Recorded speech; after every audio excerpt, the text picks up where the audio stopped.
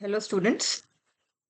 आज हम शुरू करेंगे पार्ट 3 ऑफ द कॉन्स्टिट्यूशन, जो कि है फंडामेंटल राइट्स।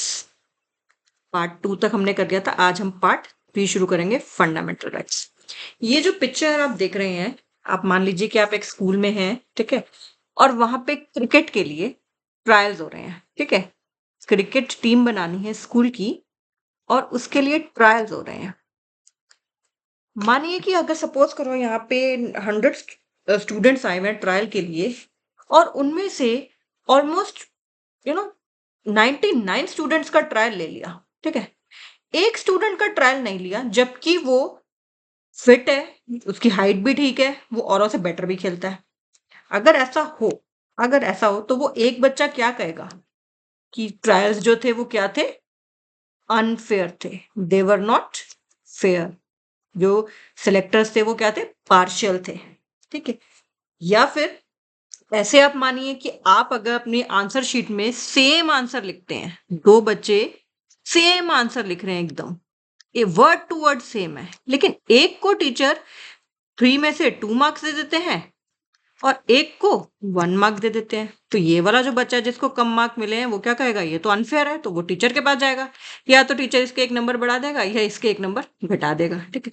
तो ये क्या है कि ये वाला बच्चे ने क्या बोला कि अनफेयर है ना ये तो, लेकिन अगर टीचर उसके मार्क्स ना बढ़ाता है ना दूसरे के कम करता है, तो ये बच्चा भी क्या बोलेगा कि ये तो अनफेयर है, ये सर तो, ये मैम तो पार्शियलिटी कर रहे हैं, ठीक है। तो ऐसे ही जब हम इंडिपेंडेंस हमें मिली, तो हम हमारा जो एक्सपीरियंस था उससे पहले हम देख चुके थे कि हम लोगों को, इंडियंस को इक्वली ट्रीट नहीं किया जाता था। आपने प्रियम्बल में भी पढ़ा कि हमारी विजन, इसीलिए हमारे कॉन्स्टिट्यूशन मेकर्स ने बहुत सारी बनाई थी कि जस्टिस हो, लिबर्टी हो, इक्वालिटी हो, इंटीग्रिटी हो नेशन की, डिग्निटी ऑफ द इंडिविजुअल, और ये सब भी हमें चीजें, फ्रेटर्निटी हो। तो ये हमने वीडियो नंबर 2 में पढ़ा था प्रियम्बल के बारे में। अब इसी को देखते हुए बहुत जरूरत थी कि हमारे पास जो इंडिविजुअल हैं, जो सिटीजन हैं, उनके पास कुछ राइट्स होने चाहिए।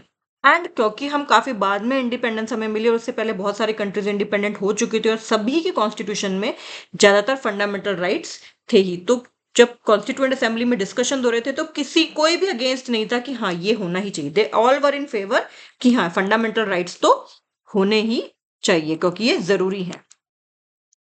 और ऐसे भी आप सोचिए, अगर पुलिस वाले आए, ठीक है, किसी के घर और बिना किसी रीजन के किसी को उठा के ले जाए, ठीक है, पुलिस की अपनी मर्जी है, अथॉरिटेरियन रूल हो जाए, ठीक है, डिक्टेटरशिप हो जाए कि नहीं हम तो जो चाहेंगे वो करेंगे, तो ऐसा नहीं होना चाहिए। इस वजह से फंडामेंटल राइट्स की जरूरत थी।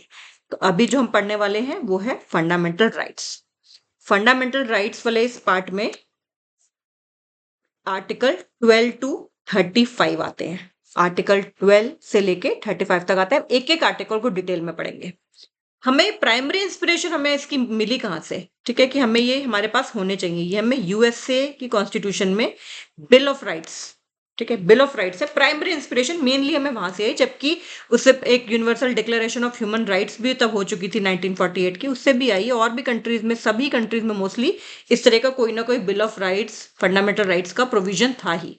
तो लेकिन मेनली इसमें है। इनफैक्ट हमें इंडिपेंडेंस से बहुत पहले 1928 में मोतीलाल नेहरू एक कमेटी थी, उन्होंने भी ये डिमांड की थी कि हमारे पास कुछ ना कुछ हमारे पास फंडामेंटल राइट्स होने चाहिए। कमेटी थी, उन्होंने ये डिमांड किया था।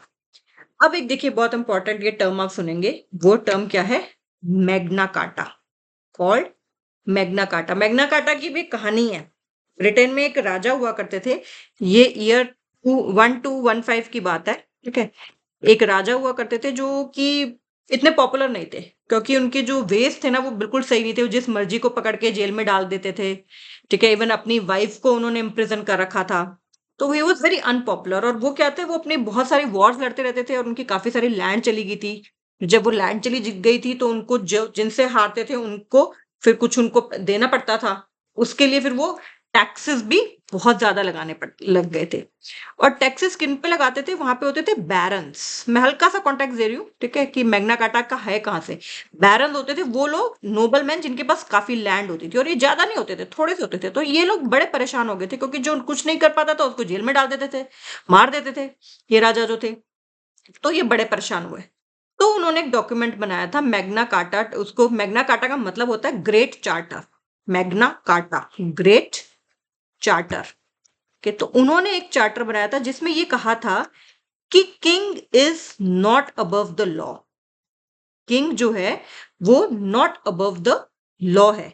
ये वाली जो बात थी, ये पहली बार, उससे पहले भी हुई थी कई बार, लेकिन ये मेन डॉक्यूमेंट था, king is not above the law, कि किंग लॉ से ऊपर नहीं है।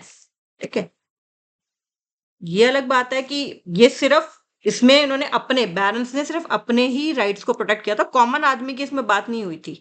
इसमें यही था कि किंग जो है वो ऐसे नहीं कि अपनी मर्जी से किसी को पकड़ ले, ठीक है, जितना मर्जी टैक्स लगाए। तो बेसिकली बैरन्स अपने इंटरेस्ट को प्रोटेक्ट कर रहे थे इसमें। और ये फिर बाद में कुछ इंप्लीमेंट भी नहीं हुआ था, कुछ साइन तो नहीं हुआ था। फिर 1216 में फिर से दोबारा हुआ, फिर 1270, फिर 1225 में एक मेन इंपॉर्टेंट आया, फिर 1297 में भी आया था। तो I am just giving you reference कि इसको मैग्ना कार्टा क्यों कहते हैं। तो जबकि ये कॉमन पीपल के लिए, इसमें कॉमन पीपल की बात नहीं हुई थी। ठीक है, तो लेकिन मैग्ना कार्टा इसलिए क्योंकि पहली बार ये कहा गया था उस समय कि king is not above the law. तो हमारे कॉन्स्टिट्यूशन मेकर ने कहा कि जो हमारे फंडामेंटल राइट्स का जो ये चैप्टर है, पार्ट थ्री जो है, ये हमारे क्या है, मैग्ना कार्टा है, ग्रेट चार्टर है। This is very important. फिर कहते हैं बड़े कॉम्प्रिहेंसिव है, बहुत ही डिटेल्ड है, बहुत ही डिटेल्ड है। इनफैक्ट कई कंट्रीज से ज्यादा ही हमारे पास फंडामेंटल राइट्स का प्रोविजन है। एक बहुत इंपॉर्टेंट पॉइंट और क्या है फिर, कि ये गारंटीड बाय द कॉन्स्टिट्यूशन है। गारंटीड बाय द कॉन्स्टिट्यूशन है, जो कि fundamental law of the land है। इसीलिए इनको क्या कहा गया है, फंडामेंटल राइट्स कहा गया है, क्योंकि ये गारंटीड बाय द कॉन्स्टिट्यूशन है। ठीक है, guaranteed by the constitution, protected. ठीक है, और इसको किसके थ्रू हमें मिलता है, ये सुप्रीम कोर्ट हमें, और जो कोर्ट्स हमारी जुडिशरी है वो हमें प्रोटेक्ट करने में हेल्प करती है। फिर एक इंपॉर्टेंट पॉइंट क्या है कि they uphold the equality of it all individual. जब भी हम देखेंगे नाम में से आएगा कि किस तरह से इक्वालिटी को मेंटेन किया जा रहा है, डिग्निटी ऑफ द इंडिविजुअल को मेंटेन किया जा रहा है। लेकिन एट द सेम टाइम ये नहीं कि ये बिल्कुल परमानेंट है, तो हमें लार्जर पब्लिक इंटरेस्ट भी देखना है। ये नहीं कि किसी को राइट्स दे रहे हैं तो पूरी केओस हो गया, देश में केओस हो गया, पर्टिकुलर एरिया में केओस हो गया, ये नहीं देखना। Unity of the nation, nation टुकड़ों में ना बढ़ जाए, ये भी हमें ध्यान रखना है कि फ्रीडम तो दे हम लोगों को, इक्वालिटी तो दे, लेकिन हमारा देश भी यूनाइटेड रहे, ये सब भी ध्यान रखना है। तो इसमें था क्या, it was meant for promoting the ideal of political democracy. ये इंपॉर्टेंट है, क्यों, ताकि जो स्टेट है, जो गवर्नमेंट है, स्टेट मतलब यहाँ पे गवर्नमेंट और इस गवर्नमेंट के सारे ऑर्गन्स आ गए, कि वो जो है वो डिक्टेटरशिप ना करने लग जाए। ठीक है, अपनी ना चलाने लग जाए बिल्कुल ही। पॉलिटिकल डेमोक्रेसी जरूरी है। ठीक है, कि अपनी इस तरह से हो गया कि भैया हम ही सब कुछ है, ठीक है, हम ही सर्वे सर्वा हैं and we can do anything, no. तो पॉलिटिकल डेमोक्रेसी का आइडियल जो था, फंडामेंटल राइट्स के थ्रू प्रमोट करना जरूरी था, ताकि जो स्टेट है वो अथॉरिटेरियन ना बन जाए, डिक्टेटरशिप ना हो जाए। ठीक है, ये जरूरी था।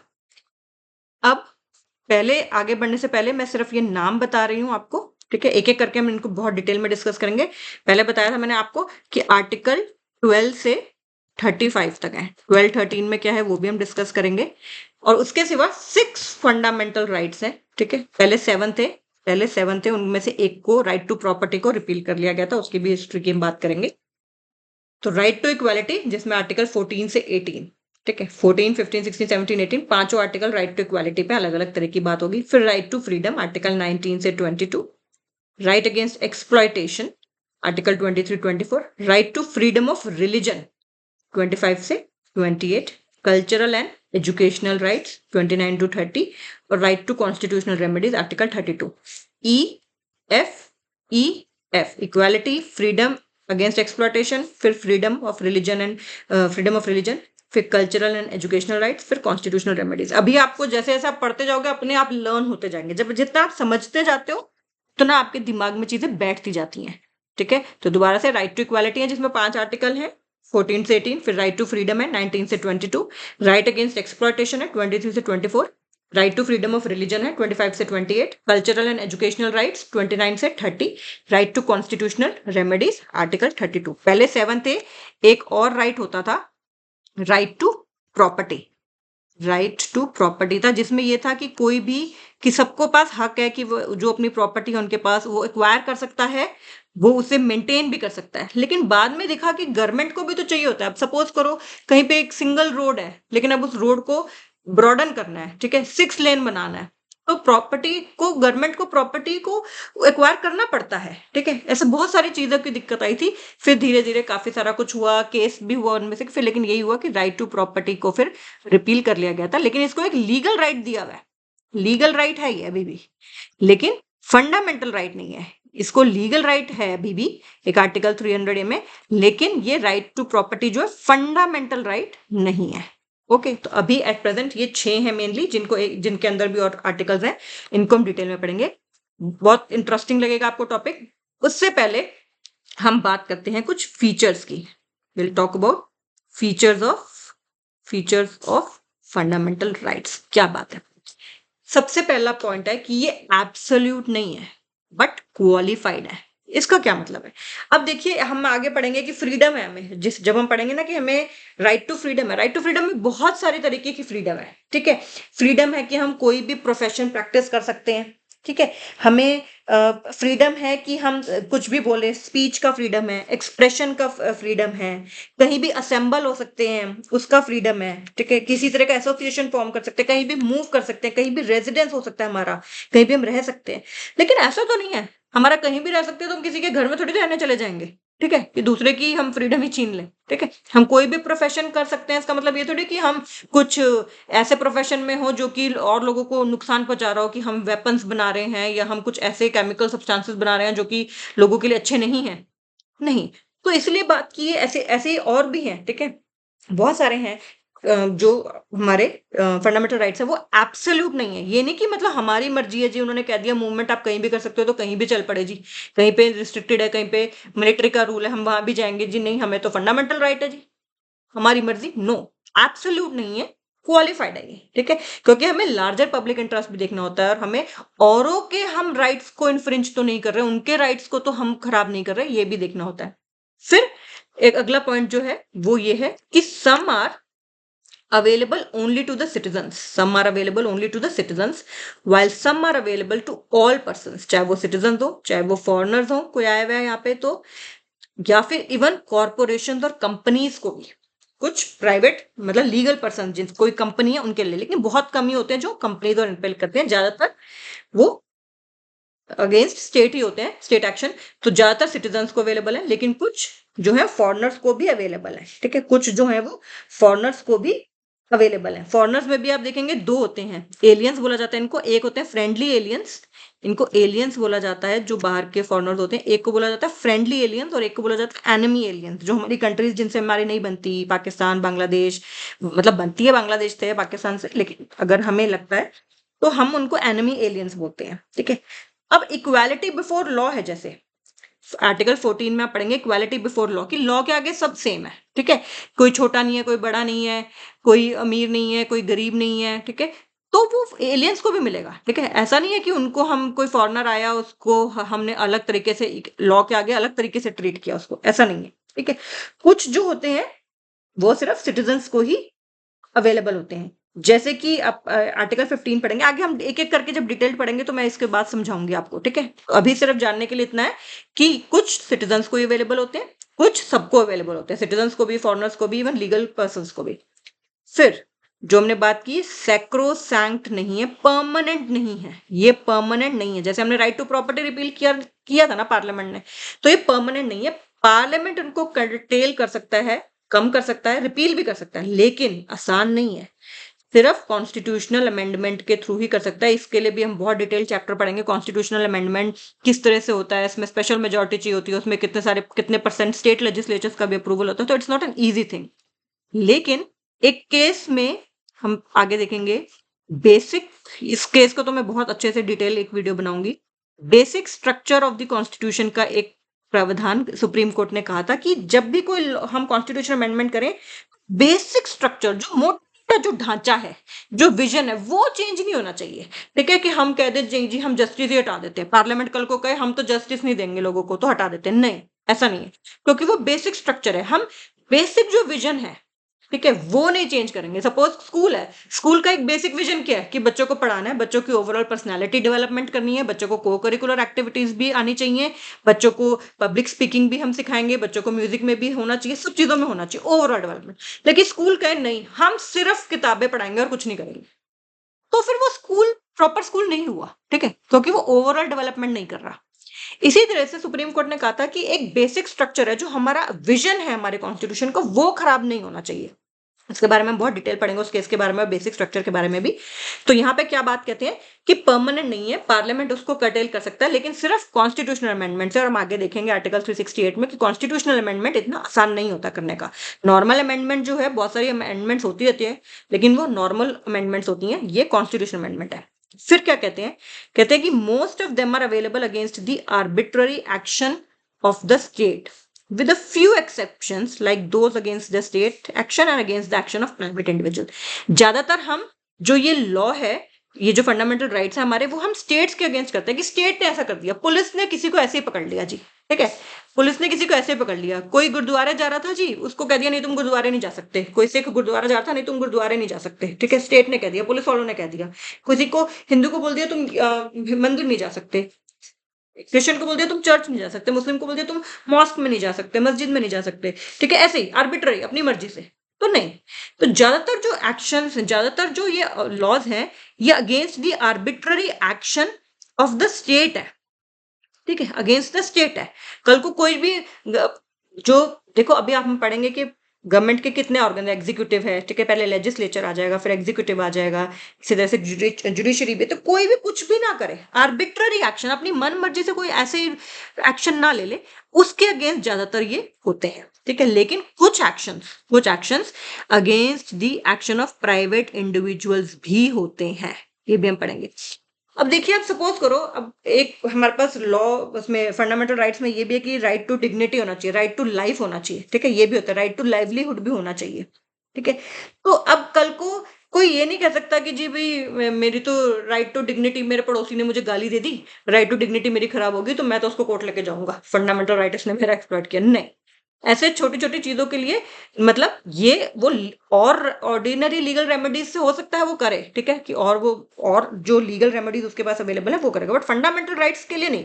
बहुत सारे फंडामेंटल राइट्स जो है वो स्टेट एक्शन के अगेंस्ट ही अवेलेबल है, ना कि प्राइवेट इंडिविजुअल, लेकिन कुछ प्राइवेट इंडिविजुअल्स के अगेंस्ट भी अवेलेबल है, ठीक है, क्योंकि अदरवाइज तो रोज रोज का ही हो जाएगा जी, उसने मुझे गाली दे दी, उसने मेरा मतलब मेरे घर के आगे कूड़ा फेंक दिया, उसने मेरा राइट टू लाइफ खराब कर दिया, ठीक है। तो ऐसा नहीं है, हमें बहुत ब्रॉड सेंस में इसको देखना होता है।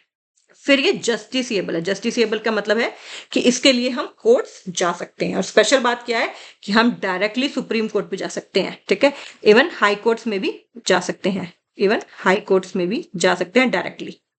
ये आप देखेंगे आगे इसको बहुत डिटेल में, ये एक स्पेशल वो है कि हम हाई कोर्ट्स और सुप्रीम कोर्ट्स में डायरेक्टली जा सकते हैं। सुप्रीम कोर्ट्स में जनरली कोई केस थ्रू अपील जाता है, जो हाई कोर्ट में कोई हार गया है, ठीक है, तो वो अपील करता है सुप्रीम कोर्ट में उस केस को जाने के लिए। लेकिन फंडामेंटल राइट्स की वायलेशन के लिए कितनी इंपॉर्टेंट बात है, देखिए कितनी वैल्यू है फंडामेंटल राइट्स की, कि डायरेक्टली सुप्रीम कोर्ट जा सकते हैं, डायरेक्टली। ये बहुत इंपॉर्टेंट बात है कि हम डायरेक्टली सुप्रीम कोर्ट जा सकते हैं अगर फंडामेंटल राइट्स की वायलेशन हुआ है। किसी को अरेस्ट कर लिया, ठीक है, पुलिस बता ही नहीं रही है क्यों किया है, ठीक है, बस पकड़ के रख लिया उसको, तो नहीं, वो जो एग्रीव पार्टी है, वो एग्रीव पर्सन है, वो डायरेक्टली सुप्रीम कोर्ट जा सकता है कि भी मुझे इस तरह से किया है उन्होंने। फिर कुछ और पॉइंट्स हैं, इनको सस्पेंड किया जा सकता है। सस्पेंड का मतलब परमानेंट खत्म नहीं, कुछ ड्यूरेशन के लिए सस्पेंड किया जा सकता है, जैसे नेशनल इमरजेंसी लग गई हो। लेकिन उसमें भी दो आर्टिकल्स को नहीं कर सकते, आर्टिकल 20 एंड आर्टिकल 21, इनको नहीं कर सकते हैं। ये बहुत इंपॉर्टेंट है, जिसमें कि है आर्टिकल 20 कहता है कि protection in respect of conviction for offences, किसी किसी क्राइम की वजह से किसी को कन्विक्शन होगी, किसी को पकड़ लिया, ऐसे ही protection of life and personal liberty, ठीक है, ये लाइफ, जो protection of life and personal liberty, इन दोनों को छोड़ के बाकी नेशनल इमरजेंसी के टाइम पे सस्पेंड किए जा सकते हैं, ठीक है। नेशनल इमरजेंसी भी हम पढ़ेंगे उसमें। आर्टिकल 19 जिसकी राइट ऑफ फ्रीडम करते हैं, उसको भी सस्पेंड कर सकते हैं, लेकिन सिर्फ वॉर के केस में। वॉर किसमें, जब एक्सटर्नल एग्रेशन होता है, जिसमें कि बाहर की किसी उसके साथ हमारा कोई वॉर हो गई है, एक्सटर्नल एग्रेशन, ठीक है, किसी और कंट्री के साथ हमारा कुछ अगर वॉर हो गई है, तो ही हम आर्टिकल 19 में सारी फ्रीडम्स आती हैं कि आप मूवमेंट का कहीं भी मूवमेंट कर सकते हो, कहीं कोई भी प्रोफेशन अपना सकते हो, कहीं भी आप असेंबल कर सकते हो, ठीक है, किसी तरह से स्पीच एंड एक्सप्रेशन के ऊपर भी पूरी फ्रीडम देती है, लेकिन ये एक्सटर्नल एग्रेशन के समय ये इसको सस्पेंड किया जा सकता है। फिर अगर किसी पर्टिकुलर एरिया में, ठीक है, मार्शल लॉ लगा है, मार्शल लॉ मतलब मिलिट्री रूल लगा हुआ है, तो भी इनको रिस्ट्रिक्ट किया जा सकता है, ठीक है। ज्यादातर ज्यादातर ये सेल्फ एग्जीक्यूटरी है, मतलब अपने आप ही एग्जीक्यूट हो जाते हैं, लेकिन कुछ के लिए पार्लियामेंट को लॉ बनाना पड़ता है, सिर्फ पार्लियामेंट ही इन पे लॉ बना सकता है ताकि यूनिफॉर्मिटी रहे। ये आगे के सारे जो 12 से 35, 12 to 35 हम आर्टिकल्स पढ़ेंगे, इन सब में इन सब की बात होगी, ठीक है। ये सारे आर्टिकल्स मोस्टली उसी में से बहते हैं। फिर application to the members of the armed forces, ठीक है, navy, army, air force, police forces, intelligence agencies हैं, पैरामिलिट्री एजेंसीज भी हैं हमारी, सीआरपीएफ, सीआईएसएफ, इनके मेंबर्स के लिए इनकी जो फंडामेंटल राइट्स की एप्लीकेशन होती है उसको रिस्ट्रिक्ट किया जा सकता है, क्योंकि हम उनको वो नहीं कह सकते कि आर्मी वाले ये नहीं कह सकते कि हमारी क्या प्लानिंग चल रही है दूसरे देश पे, हम कैसे प्लान कर रहे हैं, ठीक है, तो वो पहले से ही जाके वो बता दे, नहीं, ठीक है। तो यानी कि उनकी freedom of expression, freedom of speech को रिस्ट्रिक्ट किया हुआ है, ठीक है, क्योंकि वो लार्जर पब्लिक इंटरेस्ट में काम कर रहे हैं, राइट। तो ये सारे इसीलिए बोला गया था, क्या इंपॉर्टेंट एक पॉइंट बोला गया था कि ये सबसे पहले क्या बताया था, they are not absolute, they are qualified, they are not absolute, ठीक है, कि ये नहीं कि हाँ बस कह दिया तो हो गया, नहीं, लेकिन ये देश के लिए जरूरी है, सिटीजन्स के लिए जरूरी है, ताकि जो हमारी जो गवर्नमेंट है, ठीक है, वो एक तरह से अथॉरिटेरियन ना हो जाए, ठीक है, डिक्टेटरशिप ना हो जाए कि नहीं भाई हमने जो कह दिया हमारा वचन ही शासन है, वैसा वाला नहीं होना चाहिए कि हमने चाहे उसमें लॉजिक है चाहे नहीं है। वैसे जैसे मैग्ना कार्टा में हमने पढ़ा था कि वो जो राजा था बस वो कहता था मैंने कह दिया इसको जेल में डाल दो तो डाल दो, इट्स नॉट लाइक दैट। तो इसीलिए राइट्स जो होते हैं वो बहुत ज्यादा इंपॉर्टेंट होते हैं, ठीक है। अब हम अगली वीडियो में, अभी हमने ये सब पढ़े, अब अगली वीडियो में हम आर्टिकल 12 से शुरू करके आगे की चलेंगे, 14 18 तक करेंगे, फिर ऐसे सो ऑन करके करेंगे। बहुत इंपॉर्टेंट है ये पार्ट, ठीक है। पॉलिटिकल डेमोक्रेसी को, ये पॉलिटिकल डेमोक्रेसी का आइडियल को प्रमोट करता है, बहुत इंपॉर्टेंट है। मैग्ना कार्टा कहा जाता है इसे, क्योंकि पहली बार एक तरह से हमारी बी आर अम्बेडकर जी ने कहा था कि Magna carta of the Indian constitution है। ये सब है यूएसए की जो बिल ऑफ राइट्स है, वहां से इंस्पिरेशन हमें इसके लिए मिली है, ठीक है। तो ये सारी चीजें हैं, जैसे जैसे हम एक एक आर्टिकल पढ़ेंगे ये सारे पॉइंट्स आपको जो है, नॉट एब्सोल्यूट बट क्वालिफाइड, कुछ सिटीजन्स को अवेलेबल है, कुछ फॉरनर्स को भी हैं, सेक्रो परमानेंट नहीं है, arbitrary action of the state के अगेंस्ट हैं, डायरेक्टली सुप्रीम कोर्ट जा सकते हैं, नेशनल इमरजेंसी में सस्पेंड किए जा सकते हैं, मार्शल लॉ जब फोर्स में है तो भी उनको रिस्ट्रिक्ट किया जा सकता है, पैरामिलिट्री फोर्सेज आर्म्ड फोर्सेज के लिए रिस्ट्रिक्ट है उनके मेंबर्स के लिए। ये सारे के सारे आप जब हम एक एक पढ़ेंगे राइट को तो आपको समझ आते जाएंगे। बहुत इंटरेस्टिंग है ये and very very important part of the constitution. Okay, take care and please subscribe to the channel. Please share it with your friends also. Okay, bye.